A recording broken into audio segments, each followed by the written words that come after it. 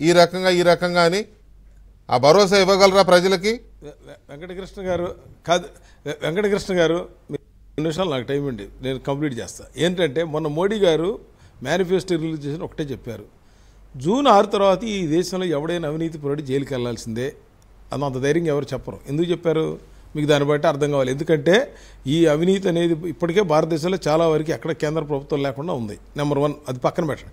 రాష్ట్రానికి వస్తే ఈ జవహర్ రెడ్డి గారు అనే ఆయన లోకల్ బాడీస్ ఇంత గందరగోళం జరుగుతుంటే ఈయన ఆపద్ధర్మ ప్రభుత్వం ఉన్నప్పుడు హౌ ఈ కెన్ ట్రాన్స్ఫర్ ద అమౌంట్ అంటే లోకల్ బాడీస్కి వచ్చిన 988 కోట్ల డబ్బుల్ని తీసుకెళ్లి ఆయన వేరే వాటికి డైవర్ట్ చేశారండి. జగన్మోహన్ రెడ్డి ఏం చేశారు? మీరు మీ బీజేపీ కార్పొరేటర్ అభివృద్ధి చేయి నరికేశారు.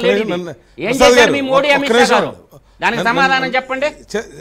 ఒక్క నిమిషం ఆగండి, నేను చెప్తాను. నేను కంప్లీట్ అయిన తర్వాత మీరు అప్పుడు అడుగుతురుగా నేను చక్కగా సమాధానం చెప్తా. నేను అనేది ఏంటంటే ఆ 988 కోట్ల రూపాయలని ట్రాన్స్ఫర్ చేశారు. ఎలా చేస్తారు జవహర్ రెడ్డి గారు అసలు? నేను అడుగుతున్నాను ఒకటి. రెండోది సార్ గారిని అడుగుతున్నాను నేను చెప్పండి. నేను మన టీవీ ద్వారా ఇంకోటి అన్నిటికంటే మొన్న ఇంతవరకు మసూద్ ఎవరు ఫైబర్ నెట్ ఎండి గారు ఆ రోజున మోడీ గారిది 4 గంటల నుంచి 8 గంటల వరకు సర్వర్ పనిచేయాల. ఫైబర్ నెట్ది ఎందుకు పనిచేయలేదంటే దాని మీద అంట జగన్మోహన్ రెడ్డి గారి బొమ్మ ఉందంట, ఆ బొమ్మ తీయడానికి కోసం చెప్పి సర్వర్ మొత్తం ఆఫ్ చేశారు. ఈ రోజుకి కూడా ఏబిఎన్ కానీ TV5 కానీ అందులో రావట్లా. ఇది మేము లెటర్ రాసాం, మీరు అన్ని ఛానల్స్కి అవకాశం ఇవ్వాలి, మీరు ఎట్టా ఆపుతారు మీరు అని.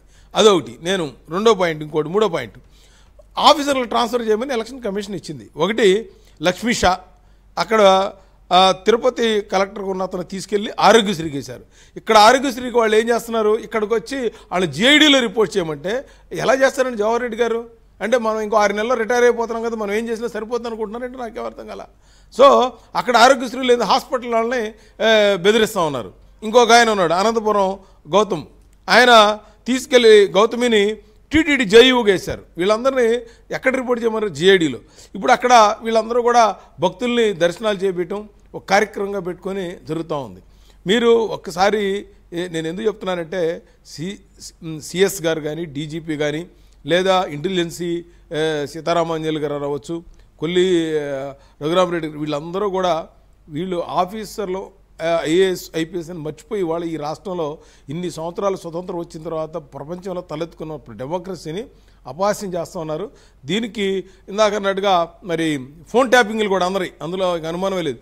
ఇప్పుడు ఆల్రెడీ ఈ తెలంగాణలో ఏం జరుగుతుందో చూసాం. ఇప్పుడు ఇక్కడ కూడా రేపు దీన్ని కూడా బయటికి తెస్తారు. దీని గురించి ఏం అవసరం.